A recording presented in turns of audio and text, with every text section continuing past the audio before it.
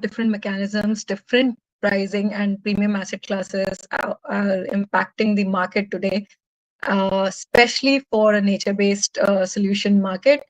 And it's a pleasure to host you all. And today we have very interesting speakers from different experience and backgrounds who have been, working in this market for some time and understand, how the pricing differentiation is, impacting, and how the market is moving towards more, working towards looking it at as a asset and, kind of a product that we want to, look at for the carbon. Carbon pricing today not only reflects, the ton of CO2 equivalent avoided or removed or reduced, but it is also looking at, pricing risk, integrity, durability, and confidence in the future demand. But what we do also see that, there's a wide price dispersion in the same market. What we can point it to is differences in quality, credibility, and future price proofing. What we would want to, have our speakers answers in today's session is how a same ton of carbon trade anywhere between $2 to $50. The product is same, the asset class is same, but still there's a difference in the pricing. How does risk and credibility as well as integrity impact the price of the product? And how do we see in the next 5 to 10 years the carbon asset and carbon pricing developing? With this in mind, I would like to, welcome our first speaker, which is Mr. Patrick Colas. Patrick is a consulting partner in the carbon market practice at ERM. He has extensive experience assessing, designing, and structuring carbon finance transactions across both compliance and voluntary carbon market. As a supplier of carbon credits, he has worked closely with community-based projects and natural climate solutions, supporting the full carbon life cycle from project design to issuance. At ERM, Patrick advises his clients and the carbon credit buyers on procurement strategies and investments that align with their decarbonization pathways and broader sustainability objectives. Before I, let you speak, Patrick, there are a few questions that we would like you to answer, specifically related to what are the factors that buyers look at for comparing a nature-based credit? Do they look at only $1 per ton, or do they also look at different factors impacting these prices, the selection of the project that they want to buy? And also, what are the factors that they need to consider for the market to develop in future? Over to you, Patrick.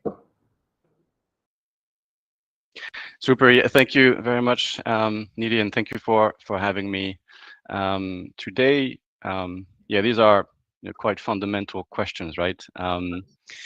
And I don't pretend to have the answers, but yeah, let's look into a few topics. Try to get a bit deeper into how pricing tends to evolve, to be structured in the market for nature-based solutions, how the market is itself also evolving from a supply and demand perspective, and see if we can think about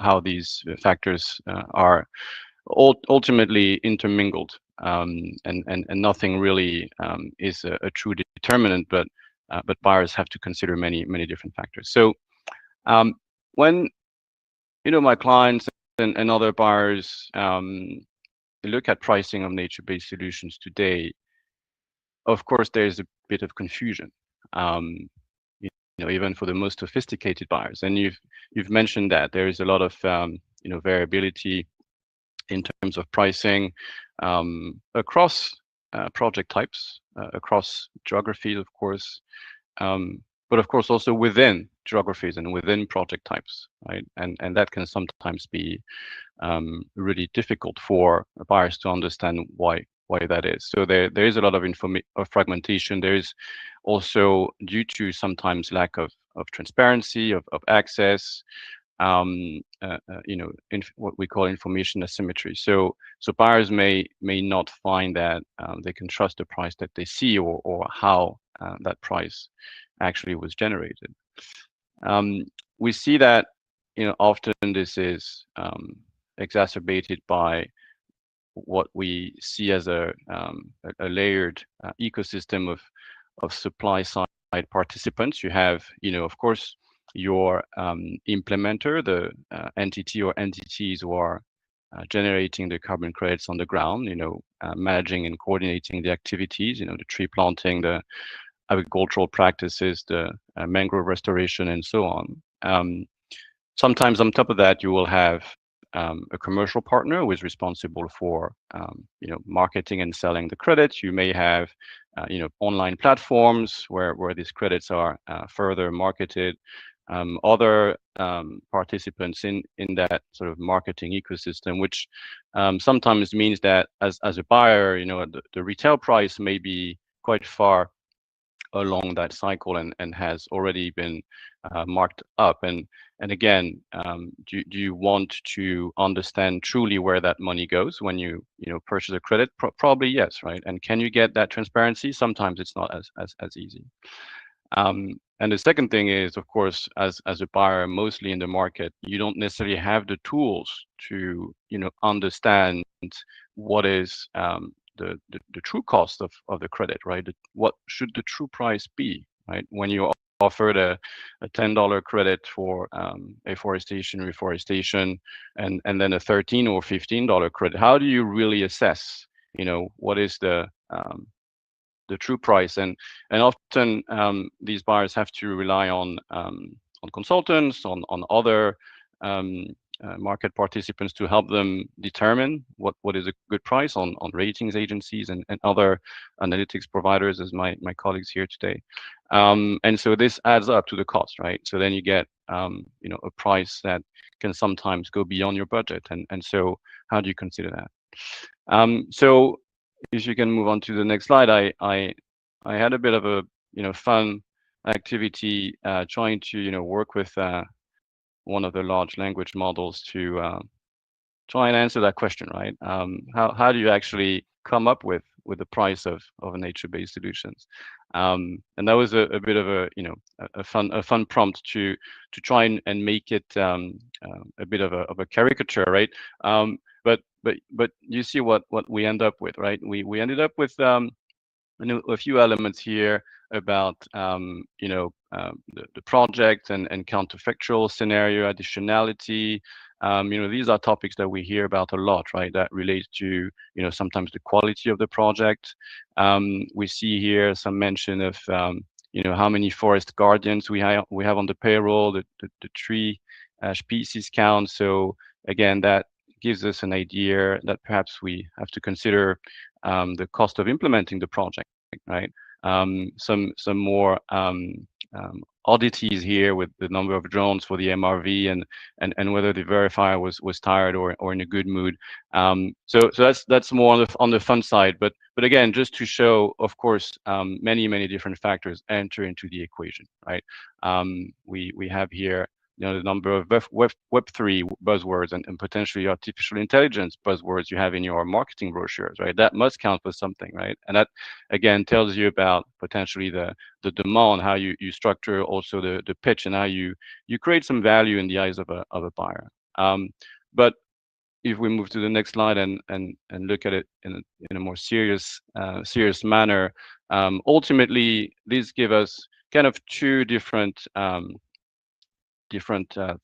work streams, right? We have, on one hand, everything that relates to the cost of production, right, and internal drivers, and on the other hand, we have a few other externalities. So the cost of production is really what is going to drive pricing as far as the supplier is concerned, right? You have your cost of abatement, you have land acquisition cost, and you have the infrastructure and materials and staffing costs. You have the cost of capital if you need to borrow money to start your projects, and so on. You have then the ongoing management costs. Monitoring is always very expensive, can get even more expensive if you want to really get to the bottom of how the mitigation outcomes are being performed. The engagement with the stakeholders, that's a crucial element for any nature-based solutions to succeed, right, and to ensure durability. How you demonstrate value, how you have a participatory mechanism in place for the stakeholders to be involved and continue to participate in your program. And of course, you have the crediting costs on top of that, which can add up when you go through a feasibility exercise with, again, some professionals and consultants. You have the cost of the standard, the verification, the validation. So all of that will give you, as a project owner, an idea of where you need to break even, potentially, and how you need to continue to break even going forward or meet your return objectives and those of your investors. But then, of course, this is not the end of the story, right? On the right-hand side, you have a lot of different macro factors which can affect the end pricing that you'll have to put out in the market, and that can change over the life of the project. But of course, things like fungibility is very important. Where is my credit able to be used? Is it just for a voluntary corporate buyer? Is it a carbon credit that can also qualify under a compliance system, right? We see that quite often in certain jurisdictions where the ability for a credit to work into multiple systems can create, if anything, potentially a price floor that guarantees you some revenues going forward. The appetite of buyers and where corporate demand and corporate reporting stands at any time is very important. We've seen that in particular in the last few years with various net zero pledges coming online and claims for net zero targeting from corporate buyers, which have led to a shift in market demand away sometimes from reduction credits towards credits that provide carbon sequestration and removal. So of course, that dynamic will affect your pricing if you're going to hold one or the other type of credit, right? Competitive pressure, I think, is always very important to think about. That's true in any industry, right? But within nature-based solutions, you'll have, of course, different projects in the same jurisdiction, in the same country, sometimes in the same region, or in the same local area. You want to make sure that your credit is going to be competitive, right? And you need to compete not only with other like-minded projects, but in this market, sometimes you also have to compete with other project types altogether. How do you compete with other energy projects sometimes, which may or may not have the ability to offer different types of pricing structure? And of course, you talked about quality, how that affects pricing and demand overall. So we have now the ability to have project ratings, different types of labels, if these projects or the methodology that they use have been endorsed by meta programs like the ICVCM and the core carbon pricing principles. And then from a more financial or commercial perspective, of course, pricing will always be a function of various transaction costs or commercial elements. The size of the deal, your ability to potentially secure multi-year contracts and create some more breathing space, which may allow you to lower your price. Some contracting terms, delivery requirements, how you manage liability, if you have to consider insurance. So all of these, again, participate in creating a final price, which will oftentimes, vary from buyer to buyer for the same project, for the same asset, and of course across different assets. The next slide is really one that we wanted to look at to really think about, again, the idea that you raised at the beginning, which is the idea of where risk and price or risk and value meet, right? And what do buyers typically have to consider when it comes to risk. And clearly we oftentimes see that buyers or investors may have an interest in participating in early project development or earlier on in the development cycle, where risk is going to be typically much higher, because of course you have more uncertainty before the project is fully operational. You continue to have uncertainty as the project goes on, but that might abate slightly when you have more of an understanding of various pitfalls and also how the crediting mechanism has been applied. And so we do see that buyers who are able to fulfill that condition, and buyers who do have that appetite, may be able to find a sweeter spot early on. Of course, this is not often aligned with some of the mandates that we see, especially from corporate buyers. But clearly, this is an area of the market that continues to be of interest for many investors, in particular, those who are seeking value. Right? And I think we'll talk a bit more about what risk means with my colleagues in the rest of the webinar. And then a couple slides really to, again, you talked about the various options that exist for for buyers to get involved in this market. And this is a bit wordy, but we'll focus on just a couple. So you can probably move to the next slide as well. Again, I think we see that often there is potentially an alignment of interest between buyers and suppliers, which can occur earlier on in the development life cycle, where of course there is more risk for a buyer, but being able to enter into an earlier stage contract, it could be an offtake, it could be a long-term offtake, it can be sometimes an investment agreement into the project and providing capital in different ways. Oftentimes, more of a project finance type of structure, but we'll see also sometimes buyers or investors able to provide debt or debt-like structures, and sometimes even equity into a funding vehicle that is specifically created for the project. And against that risk, you of course get a bit more predictability, you get more control, right? You're able to influence the decisions around product development a bit more, which can be very important, especially again when it comes to idea of integrity and quality, because you want to make sure that the product will be set on strong foundations. The potential discounted pricing that you will get, or the implied discounted pricing that you will get from obviously taking on that risk, agreeing to provide funding to the developer or the project owner, can be very valuable. And on the other hand, for a developer, of course, you do have to potentially lower your expectation from a commercial basis, and sometimes you may believe that waiting until the credits are issued and go into the spot market for a higher price might be a good strategy. Sometimes we see that it's a mix of both. At least these earlier investments provide you with predictability of funding, right, and security of funding, which is, of course, for many nature-based solutions extremely important because of the nature of the project costs, right?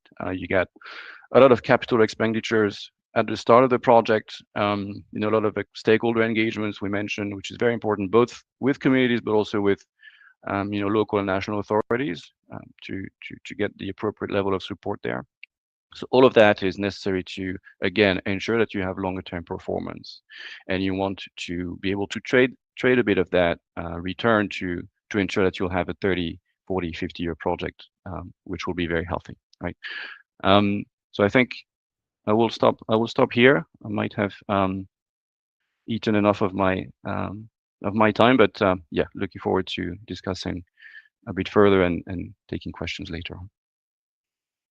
Thank you so much, Patrick. Before I move to the next speaker, just a housekeeping rule for all of you who have joined us. Q&A in the Q&A section. We'll take them at the end once all the speakers have spoken. Now, thank you so much, Patrick. I think that's an important question that everybody wants to understand, that what buyers, how the interest of both buyers and sellers can be aligned in the market, which is so fragmented. Like you said, the capital investment and intensity is very high at the start of the project, while the revenue only turns up later. So to put it rightly, I would say that pricing has to reflect the real project cost and risk associated, so that the buyers can make the right decisions. So I think that kind of a transparency is something that we look for in the market. And which brings us to the next question. And before I ask that question, I would like to welcome our next speaker, Louis Booth. He is the head of APAC at Silvera, where he works to strengthen transparency and integrity in the carbon offset markets. He's part of team leveraging advanced satellite data and machine learning technologies to deliver robust data-driven diligence and continuous monitoring of carbon projects. Louis worked closely with leading corporates and investors globally, helping them improve confidence in carbon credit quality and direct capital toward high integrity climate action. His focus is on expanding access to high-quality carbon market data across the APAC region and supporting the development of credible and scalable carbon markets that enable meaningful decarbonization and long-term sustainability outcomes. Welcome, Louis. Just before I hand over to you, 2 points. One, kindly keep the presentation to 10 minutes, as discussed, so that we have some time for Q&A at the end. And what we would want to understand from you is how is improved data and transparency actually changing pricing or impacting pricing, and also building trust in the carbon market? And is that enough, or do we need to look at something more?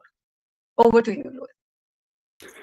Thanks, Nidhi. Very appreciated. And yeah, thanks to Patrick for his insights. And I definitely concur with a lot of what he was saying. So yeah, thanks for that. If you could go to the next slide, please. I'm happy to talk to you about some of the differentiators in transparency and quality in the market.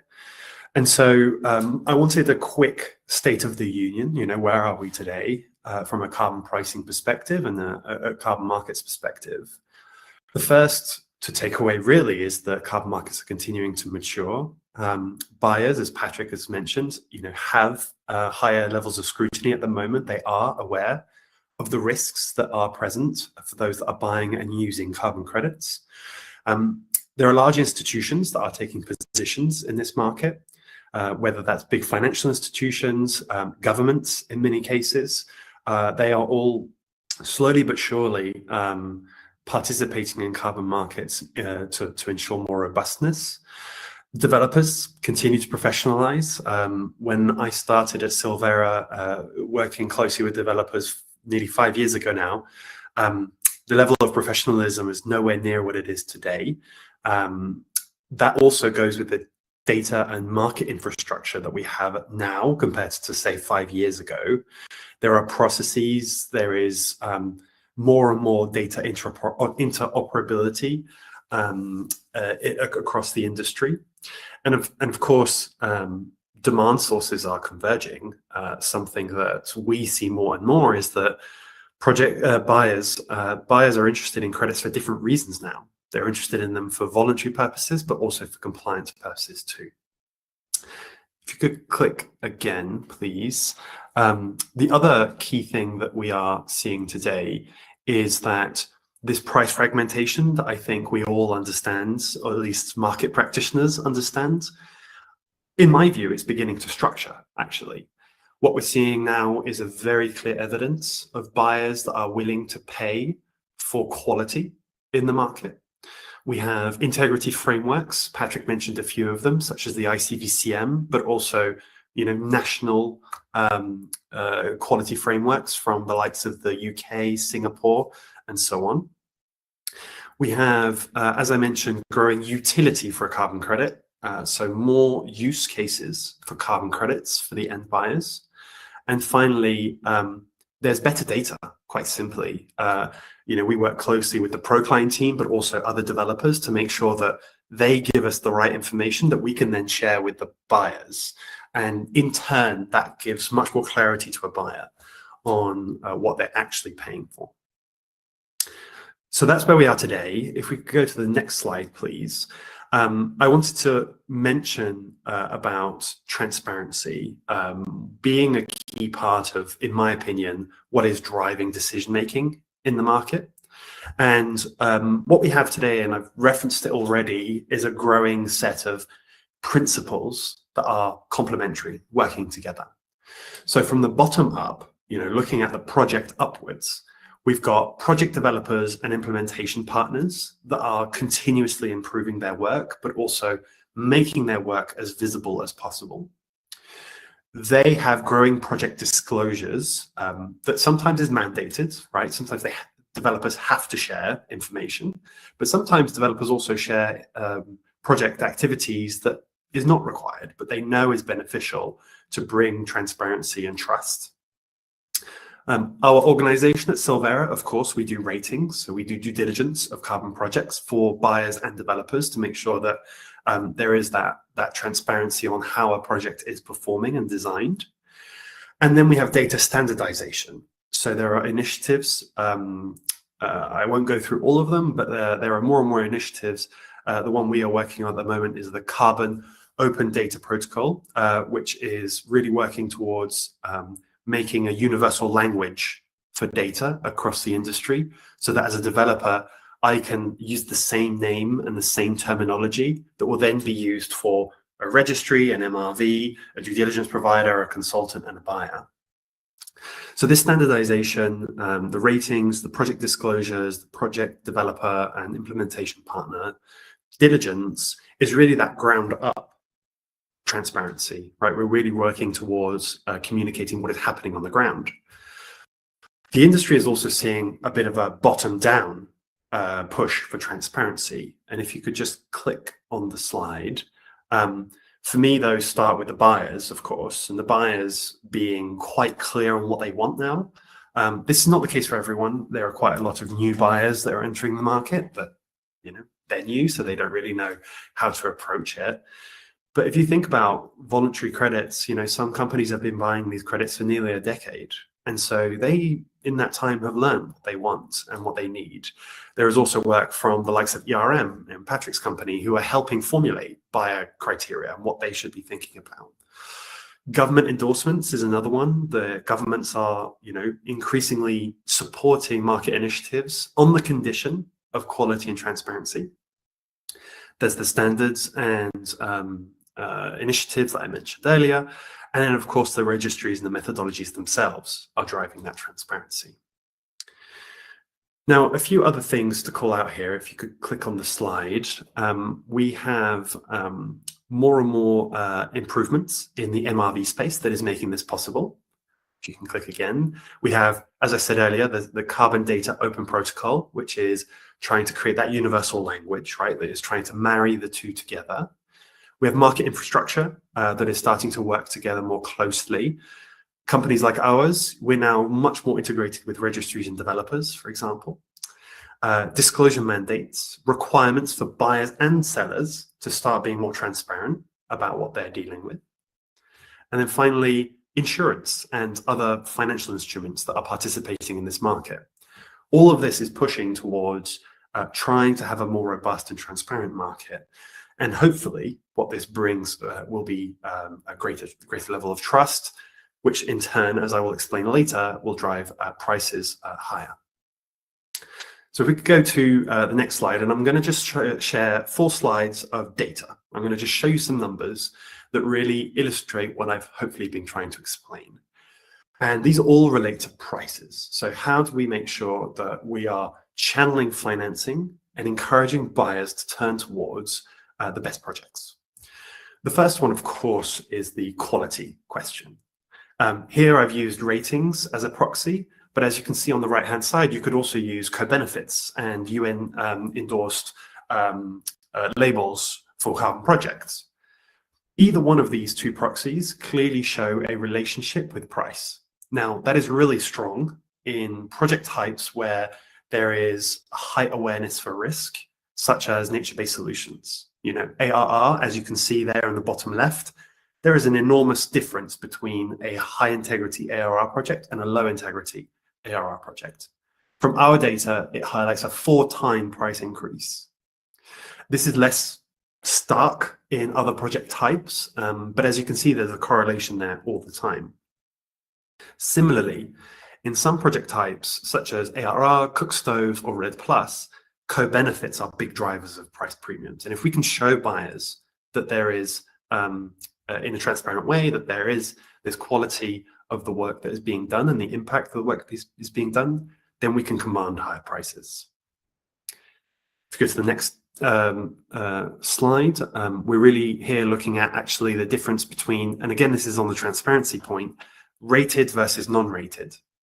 So this is a more granular breakdown of one of the tables charts I showed before. In gray, which is what I want you to look at here, are the projects that have not been rated by Silvera. This not rating, in my opinion, translates to a lack of transparency or a lack of visibility for buyers. And as you can see, all of the gray is on the left-hand side, the lower ends, and all of the colored parts of the chart, which have been rated, either good or bad, show a price premium there. So transparency here on the project level is key. Next slide, please. This slide, it shows the differences in prices by project type. Now, I won't go through all of them. On the left-hand side, we have spot market, as Patrick was mentioning. Sometimes you can go on the spot market in the hope of a higher price. Right-hand side are offtake agreements. The prices will depend on the project types, but what I want you to focus on is really the differences between the dark green bars, which shows the lowest 25% of prices in that category, and the light, which is the highest 25% in terms of prices. And there's quite a big difference in quite a lot of project types. So despite some of this harmonization I was talking to you about earlier, and some of these clear signals, there is still a big difference in the prices that can be asked for by projects. Some of that is to do with the quality side of things. Some of that, as Patrick said, just is inherent to the project type. Okay, 2 more slides to go. Next slide, please. All of this is having a direct impact on what credits are being used by buyers today. So here you're seeing over time, the retirements, so the using of carbon credits by their quality. And again, I'm using ratings as a proxy here for quality. As you can see on the dark gray and the dark reds, since 2022, which is really when Silvera and other ratings agencies came to the market, we're seeing those bands of gray and dark reds decrease over time as a percentage of retirements. If I were to show you total retirements over that time, it's quite stable. So what we're really seeing here is buyers actively choosing not to use low quality credits. So again, while I talked to you earlier about the price impact, it also has a direct impact on the actual attractiveness of projects. Next slide, please. And I believe this is my last slide. What this is creating, so we've got the narrative of quality driving project demand. And then we've also got, of course, those higher prices that I mentioned earlier. So what this is driving, and this is quite, for me, this was the most insightful chart I saw last year. What we see in the 2024 and 2025 periods is that for any rated project, there is actually a deficit. So if you subtract issuances by retirements, the actual credit inventory change, so the amount of new credits that have come to the market versus those that have been taken away, is negative for rated projects, which means that the buyers are actively choosing those projects. And this also presents an opportunity for any developers on this call. It means that that is the area where you want to be selling your projects into. So I hope this has been useful, and for me, data speaks volumes, and I hope it has for you too. Looking forward to next parts of the conversation, and yeah, thank you very much. Thank you, Louis, for that insightful informative presentation. I completely agree with you. I think quality as well as co-benefits are the 2 aspects which buyers are looking at. And with standardization in data, I think it's always important to look at data as one of the tool, but without standardization, different people are looking at the data in a very different way, which again creates fragmentation. So standardization is also an important aspect of looking at transparency and bringing in quality and data, bringing the market together. So having said that, what we want to now look at is how, if data is enforcing differentiation, what are the signals that capital markets are looking at for the market to grow and scale. And for that, I would like to invite our last speaker for the day, Mr. Utkarsh Akuri. He is heading the MSCI Carbon Markets proprietary modeling of carbon market scenarios, enabling long-term projections of carbon credit demand, supply, and pricing. He brings over 8 years of experience in sustainable commodities across Europe and APAC region. Prior to joining MSCI, Utkarsh worked as an economist and product manager for a North American compliance carbon market intelligence provider and a global VCM rating organization. He has also spent 5 years in the mining and sustainability sector, specializing in critical minerals and clean energy strategy for the EU. Utkarsh holds a master's degree in climate finance from Imperial College London and a master's degree in financial engineering from IIT Kharagpur. So over to you, Utkarsh. But before you start with your presentation, we would like to, understand from you specifically what are the signals which corporates and investors should look at from today's fragmented carbon pricing. Thanks, Nidhi, for the introduction, and thanks, Team Proclime, for inviting me. To answer your question, I think the slides which I have sort of cover each of them, answer the trends. But before just getting into the slides, as an overall summary of what I'm going to talk about is, because we are a market intelligence providers, I'm going to talk about demand, where you're seeing demand, where the retirements of credits happening, how does that trend change over time.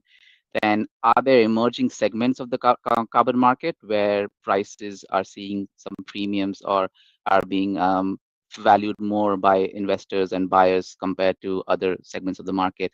And finally, key drivers which we expect would lead to higher price premiums for certain segments of the market. So that's how I've sort of structured it. Before I get into that, just a couple of minutes introducing my organization and the work I do to set context to how we've built out this whole analytics division of carbon markets. I think MSCI does not need an introduction. It's basically a financial data and research company. We provide analytics around indexes, real assets, and sustainability and climate. If you click the next button, we fall within the sustainability and climate division.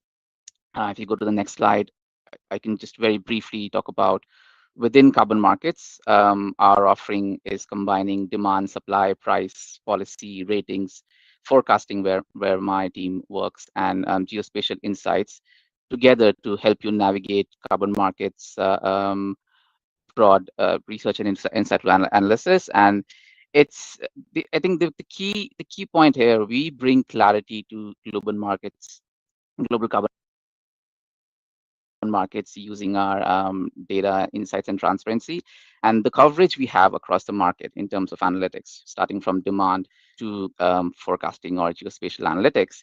I think that one-stop shop concept where you get everything and anything across carbon markets in one platform is kind of the USP which we've built out. Having said that, and going back to your question, if you move to the next slide, let's start with the demand and what we've seen in the market since 2020. And just to give a bit of a history, before MSCI, we used to be Trove Research. If you've been following the carbon markets for a while, initially in the period of 2022-2024, we were Trove Research, and we used to release these market state of the market reports and webinars where we used to discuss all of this demand, supply, and pricing. And from then, where we've been observing the market, we've seen one trend which is held in these last 4 or 5 years, the demand has remained steady. There have been a lot of questions about carbon markets, that is the market growing, expanding? But clearly, if it's not expanding, it's not contracting. It's been steady. And you can see 2025, your retirements were almost much higher than the last 3 years. and the market size also remains stable. But because this discussion is about where an investor or where a buyer should be looking for an asset class which is premium, I think the demand has been increasing for nature restoration credits, something which my fellow speakers, Patrick, also sort of talked a lot about. On the reduction side, which is not the non-nature restoration, interesting trend is towards non-CO2 gases credits.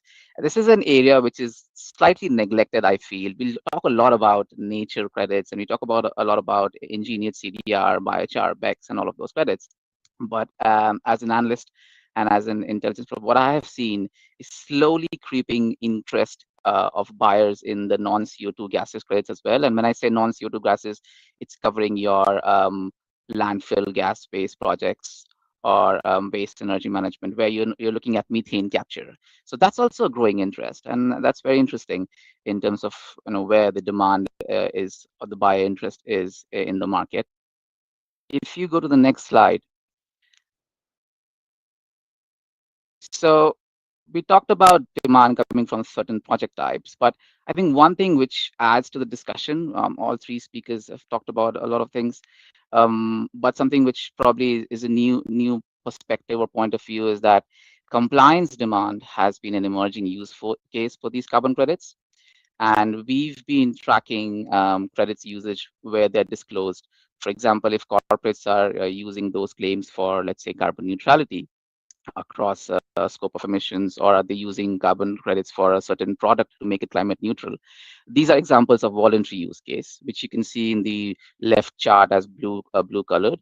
But increasingly, we are also seeing credits being used for compliance schemes, which is the red bar, and that breaks into the right hand chart on as green and red and light blue. And compliance markets are regulated systems where you have credits being some of the compliance markets usually are emission trading schemes or carbon taxes, but they allow for usage of carbon credits as well. And in the past few years, we've seen that the usage of these credits in these programs have remained stable or increased. So there are more programs where there are talks about governments including carbon credits in these markets. And California Cap and Trade is a good example, which sort of leads that. But across the globe, not just North America, if you look at APAC, you have Japan's GX ETS program, who's been talking about including removal credits. You have India's CCTS, which is going to be launched, and that'll be including, that talks about including removals credits. Singapore carbon tax already includes 5% of credits. Then you have the South Korean cap and trade market, which includes carbon credits. So it's a really strong signal or a very positive momentum around what demand sources can be in the future. And compliance is one of those areas where we're seeing that demand coming in. So if your projects are falling in the region where they are eligible for compliance programs, that makes it more investable, or makes it more credible in terms of generating sustained revenues. Because if you're part of the compliance program, two things we've seen is that one, the pricing is slightly more premium than your voluntary credits. So if you look at the compliant, if Californian carbon offsets, the prices are much higher than what you'll see in a voluntary carbon market. And secondly, the standards, which is a very big question. Luckily, there are certain frameworks already existing for those standards in these compliance markets. Like California, even before the voluntary market started, and I used to work with the North American compliance market, they had their own setup, they had their own mechanism for eligibility and their own registries and their own MRV systems set up already. So there's an advantage there that you have a framework existing, which gives more confidence when the markets open up for other compliance program, and possibly the frameworks are copied into the other compliance systems. So these two kind of are advantages. And when we talk about compliance program, I think one compliance / I would say semi or quasi compliance program is CORSIA, which you move to the next slide. And that probably is one of the most awaited areas of carbon markets if you look at from an investor perspective. So just 30 seconds on what exactly CORSIA is and why is it important for us. CORSIA, for those who don't know, is a program for the international aviation sector. It's run by ICAO, International Civil Aviation Organization, and the idea is that all the flights which are going between international routes between two countries who are participating in the CORSIA program, the emissions would be covered under as an obligation for CORSIA. So the reduction of that emission is based on a baseline which ICAO decides, and that the reduction can be met by buying CORSIA credits, which the airlines do, and then they can retire it or surrender it to meet their obligations. But it's kind of, I say it's a quasi-compliance program because currently it's in the voluntary phase, just moved into the compliance phase, and in the future is expected to be compliance-based. But the thing is that this is one of those programs where a lot of hope has been pinned that the standards are much better, the eligibility is much more stringent, so the quality of credits are much better, and the demand signals are much stronger. Unlike voluntary, where the demand signal is really based on corporates' own interest, in the sense that they want to meet their climate targets and how much financially invested are they on meeting their targets. This is because it's a compliance program. If a country is participating, most likely the airline companies within that country will have to buy credits and retire under this program. So there's a very strong demand signal.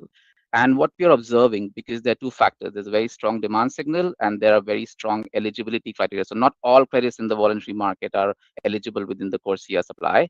What happens is that there is a undersupply or imbalance of credits in this case. So you have a deficit of credits for CORSIA in the market.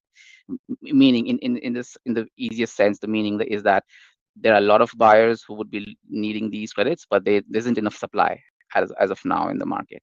So if there is a deficit, definitely the laws of basic economics that the prices might be a bit higher in compared to the voluntary market in future.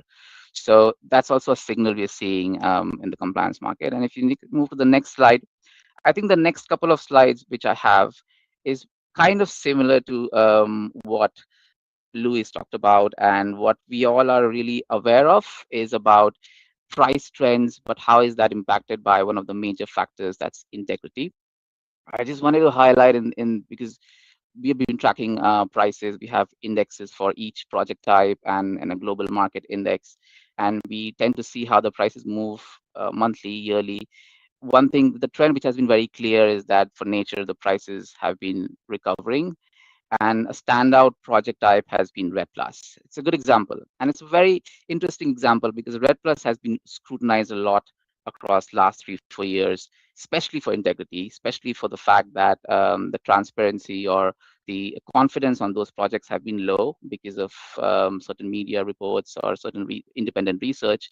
But I think the bounce back of REDD+ prices is kind of an indication that if they're able to justify high quality, the prices will pick up, and it kind of gives confidence to the investors in these projects that you meet quality, you be transparent, and the market will respond to it. And that's what the example in this case, REDD+ is giving us. And I won't talk much because Luis covered a lot about ratings. I think if you move to the next slide, similar to what he was talking about, the ratings distribution, we have a similar rating system, and I think it's a universal sort of fact or truth now that if you have if your projects are rated higher, then you are sort of commanding a premium in the market.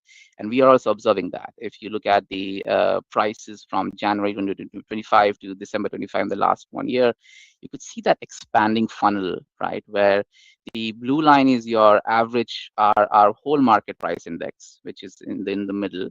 But you see that diverging trend between the higher rated, the ones which are rated BBB and above for our ratings, all the projects, and the ones which are lower rated, the prices are diverging. So you're seeing more and more premium for these projects which have higher rating.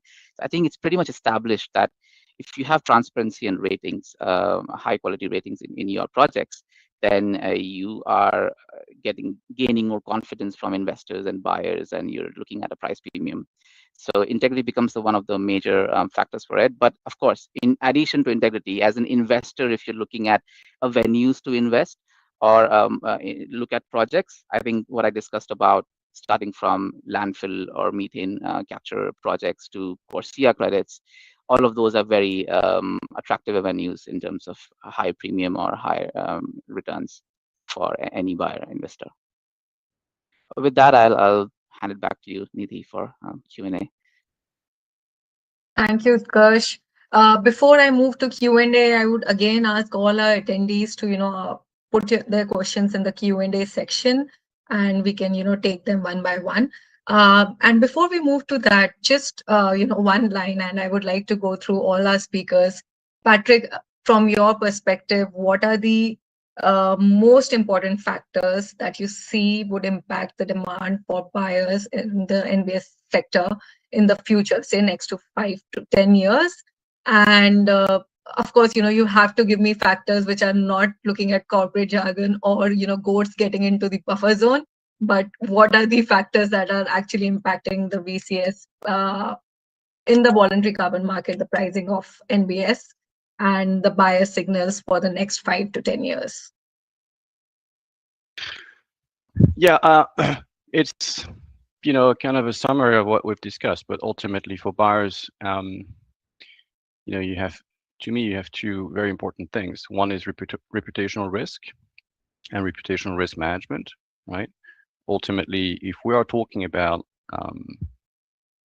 a voluntary activity and use of credit for contribution or compensation purposes on a voluntary basis, as a buyer, and especially if you move away from, say, a sustainability team within a corporation and you have a conversation with a financial officer or an executive officer, it becomes really about how do I manage reputational risk, in fact, in front of what is ultimately a cost to my company. So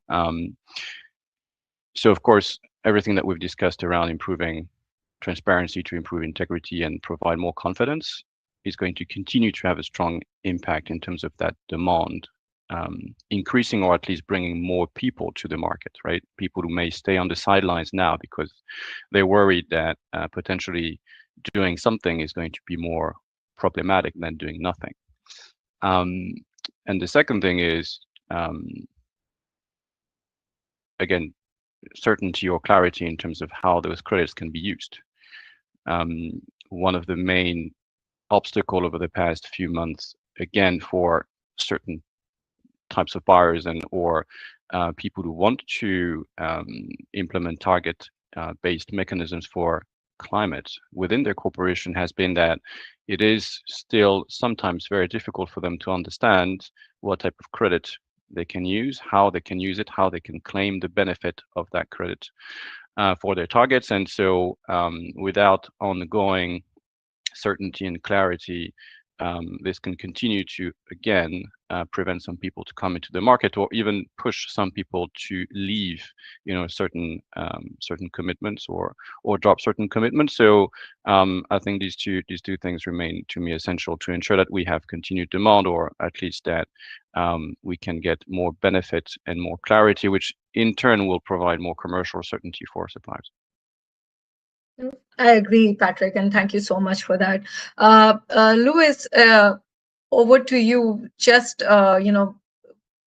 you covered most of the factors that determine the quality of the project and how data is helping that. Just in one line or two lines, if you would want to answer that, how will data ensure in the next coming years that the market trust is getting better, it's built more, and ensuring that the buyers, the governments and the suppliers all and the communities are all able to trust the market, that together the market can grow, and these teething issues that continue to come in, like Article 6 failures, are already seeing that somewhere because of governance issues. How does that market trust data can help in building that market trust?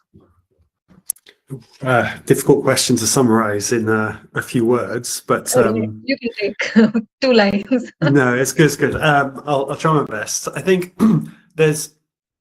I described those two forces in my second slide around bottom-up data integrity and top-down. From a bottom-up perspective, a really key thing that we're working on at the moment is to make geospatial data and field measurement data actually affordable for developers. It's one thing expecting high fidelity data on the ground. It's another thing actually deploying that technology from a developer's perspective, and then making that break even from the project level. So in the next few years, as an industry, I think collectively push these solutions to be more affordable, I think that will help in a greater way. And then from the top down, a big issue I come across quite a lot is actually data literacy. So how can we help decision makers, whether they are buyers, investors, or even governments, understand the data they're looking at? And I know personally from the work that the likes of ERM do, that's painstaking work you have to sometimes bring these buyers on the journey with. And the work we do with governments at the moment, it's how do you look at national jurisdictional forestry maps and understand what is good and what is bad. So time will heal both of these issues. And in the meantime, as an industry, we can grow towards standardization and interoperable. I think it's hard for a developer to know, first of all, which registry or methodology they should use, but then they then have different methodology and data requirements for each one of these registries, which is unreasonable. So as an industry, as we wait for that literacy perspective and for that affordability drivers, I think pushing for greater interoperability will be very helpful. Thanks a lot, and I think I agree with you. It's a difficult question for the market itself and the community to answer, but it's an important question that all of us need to work together to create that kind of a credible infrastructure that the market trust is developed. Over to you, Utkarsh, and very quickly, you did touch upon that in your slides. 3 carbon assets which you think in the next 5 to 10 year horizon are going to be looking more credible, and maybe some just if you want to mention some of the asset classes which you think will become stranded in the next 5 to 10 years, so where the investors should look at. Oh, that's a tough question. I mean, the stranded ones might be difficult because I don't want to put a bullet on anyone's project. But let's start with the positive side, which is investable, or the ones I feel have a lot of potential. CORSIA would be definitely one of the top ones there. It's a structured program. It has certain demand, and there is strong eligibility criteria, transparency. It's just if the governments and all the countries who are participating come together and make sure that they are able to implement the program, let the aviation know that the participation is really important, then it's a win. It's a very good model which would be set up for hard to abate sectors. Could be replicated for, let's say, the shipping or the maritime sector as well. So that's one good area, I guess. Second would be, I think, the convergence which is happening between voluntary and compliance. So compliance allowing more offsets or carbon credit usage in their ETS or tax programs. The projects falling there, those assets would be, I think, will gain more value in the future. Third, it's really, I guess, you just look at the chatter or the market sentiment. I think the high quality removals, I think that's the term which everybody uses, and that's clearly accepted now as a good investable assets. If you look at the large buyers, right? If you look at Microsoft or Amazon, their portfolios and their interest, I think definitely there's a mix between high quality nature-based projects like afforestation or improved forest management, and plus there is a mix of bioenergy, carbon capture, or direct air capture, or biochar. Biochar is very important. So I think this high quality, durable nature and tech-based removals, that's the third probably area where investability would be I think would gain momentum. If I talk about stranded, I won't call them stranded, but I feel renewable energy based projects, the reason why they have initially, if you looked at the distribution of credits retired, it was mostly renewable energy based credits, but over time it has come down or is being phased out, is because those projects don't really need support of carbon credits so much. They already have a lot of other financing avenues, and they're actually getting cheaper over time. So I think the purpose of carbon markets is to provide finances to certain activities where they actually need finance, and renewable energy is probably not one of them. So I guess in future that would be an area where carbon markets won't be needed so much. So carbon credits based from renewable energy projects might not be as appealing to investors as the other project types. That's probably, and it includes not just renewable energy, any project type which I feel in future can finance themselves on its own and they don't need carbon credits so much. I guess those would be the one where you won't expect a lot of investor interest, or it's not needed because they can support themselves.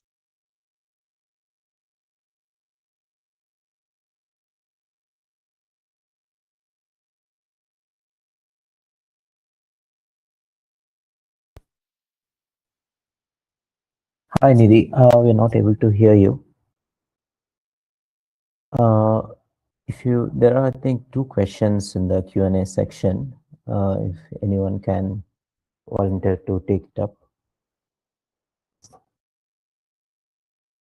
Looks like we've lost our facilitator, so perhaps let's try and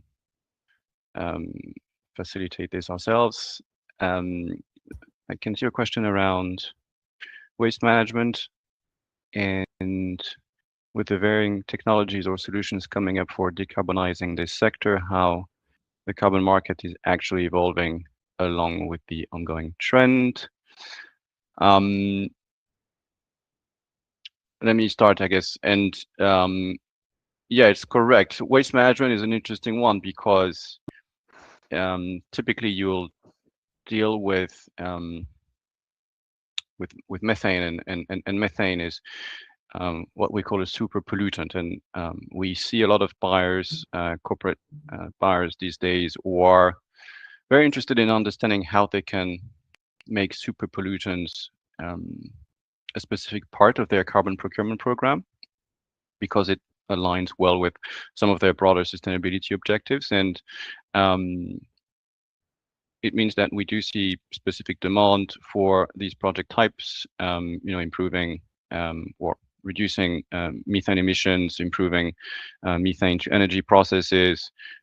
These projects tend to have a reasonably long history in carbon markets, so they have rather established methodologies and protocols, which also have been some of the first to be rated, to be also endorsed by some various industry standards. So that demand has also found, again, as we've discussed today, a way to feed into higher versus potentially lower quality credits. So there is quite a good dynamic and liquid market in that regard. So again, the same topics tend to come back, right? So long as these projects can continue to grow with science, with best practice, that we do continue to see them align with what is required for a credit to be of high integrity from a quantification perspective, but also how you can demonstrate higher value beyond carbon when that is possible. These continue to be very attractive from a cost of abatement perspective. They also oftentimes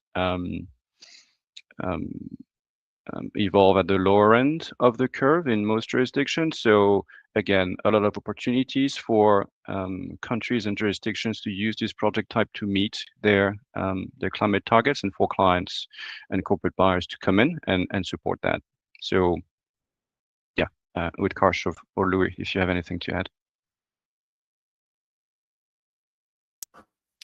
I would just add that waste to energy projects in particular typically score quite well from a ratings perspective, and they are attractive for a number of different reasons, but mostly the additional financing you can get from the energy production itself.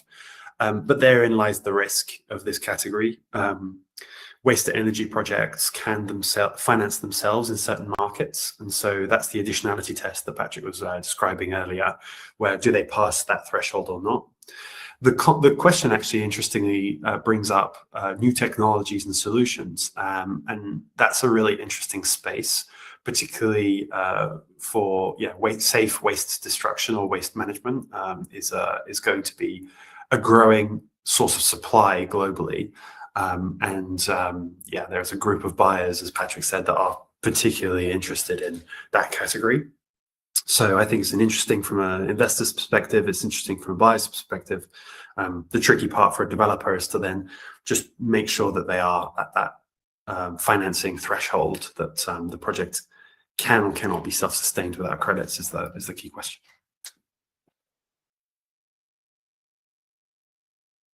Yeah, I guess both of you've covered it well. I mean, just the market signal is showing that there is demand for these kind of credits, which I think I already mentioned.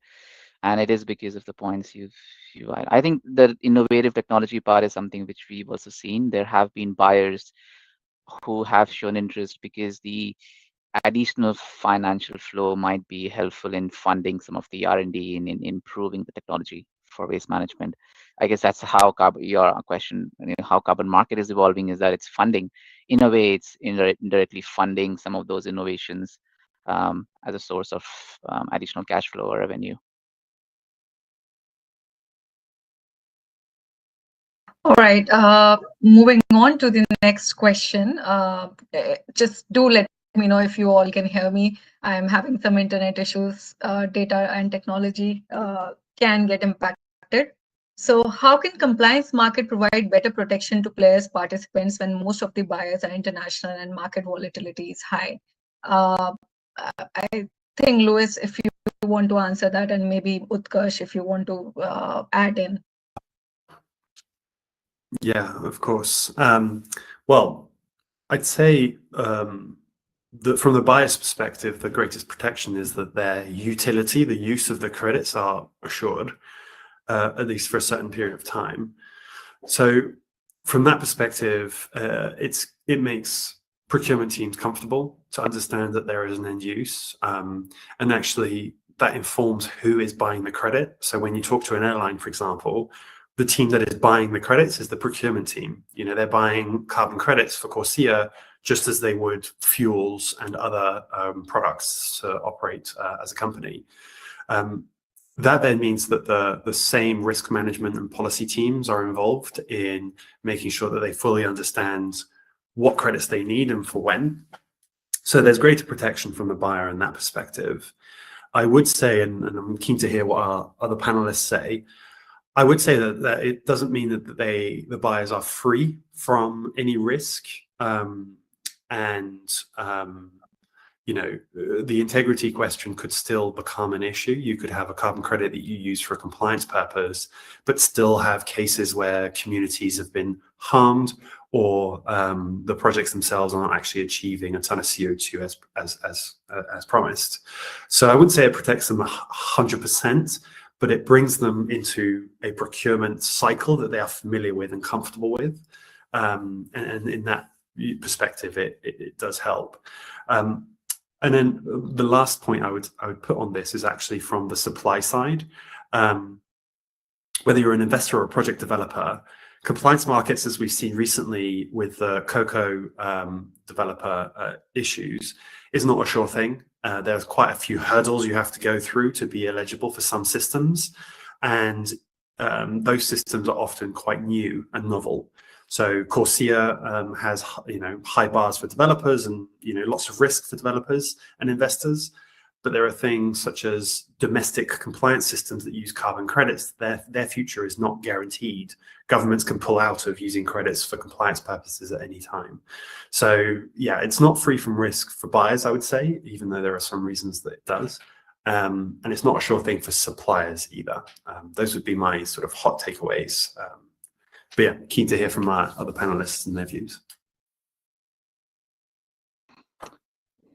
Yeah, I think adding to that, I guess the point with compliance market is that governance does bring a layer of protection which is missing. If I'm just comparing with the voluntary market. So if you look at CORSIA, or if you look at those markets which are under compliance, I think the intent of using insurance products are much more faster than voluntary markets. You can see that very clearly. Corsia market came up, and then with the Article 6, the whole insurance product discussion picked up pretty quickly.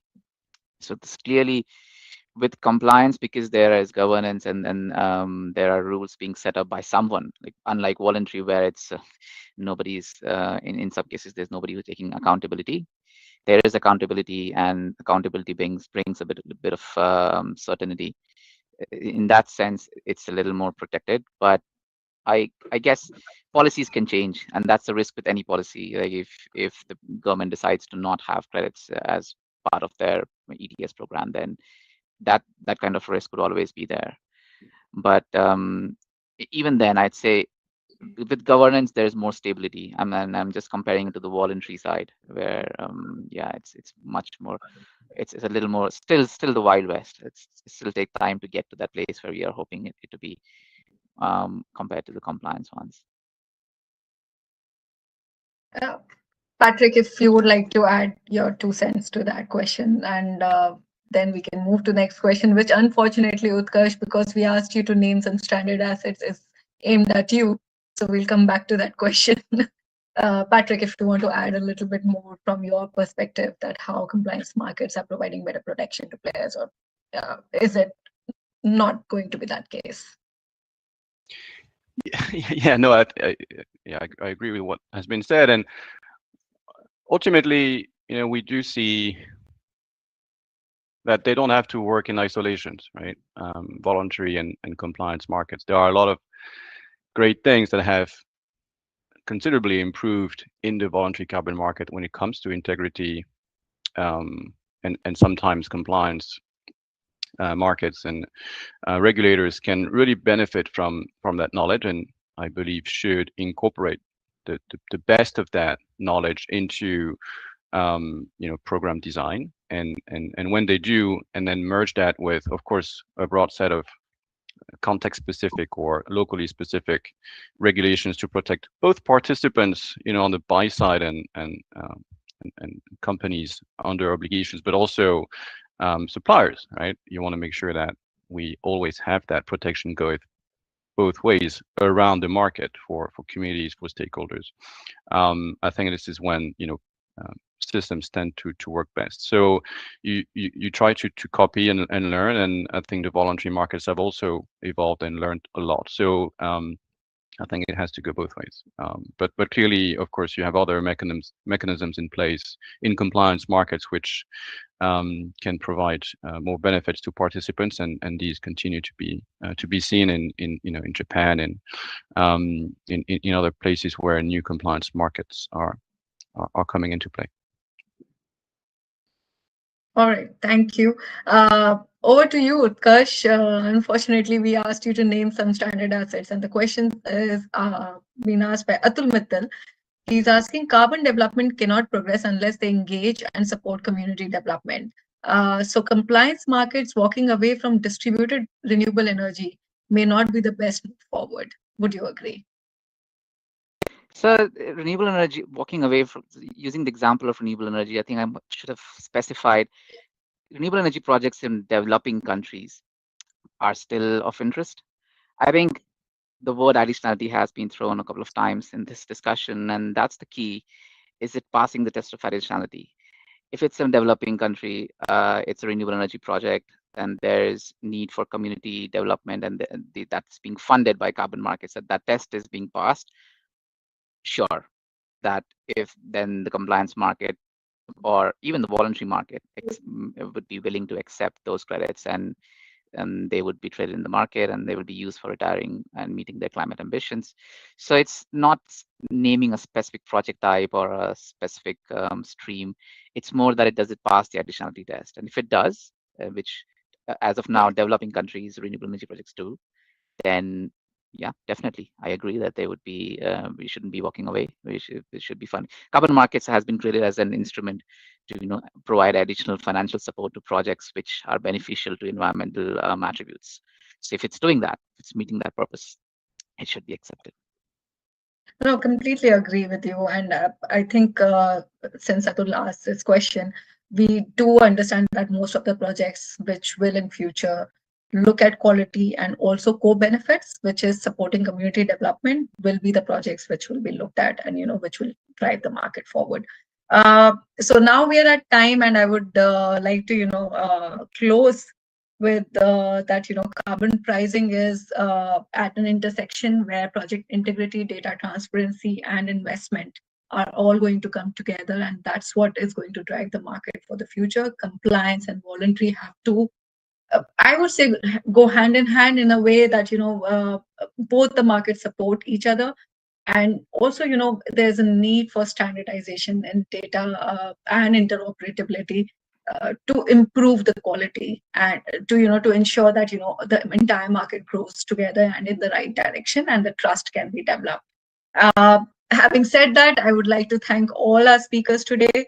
Patrick, Louis, Utkarsh, it was a pleasure having you here today. And I would also like to thank the entire team, marketing team at Proclaim, Abhishek, Anugrah, Suruba, who are here with us, and for putting together the webinar. And thank you everyone who has attended this session. It was a pleasure. You can still view the webinar. I think it will be on our website. And if there are any questions, feel free to, kind of reach out to us, and we'll be happy to answer them. Thank you. Anugrah, if I've missed any housekeeping to come back, otherwise we'll close. You all. No, good. Yeah. Thank you, everyone. Thank you, everyone. Thank you. Cheers. Thank Thank you. you. Bye. Take care.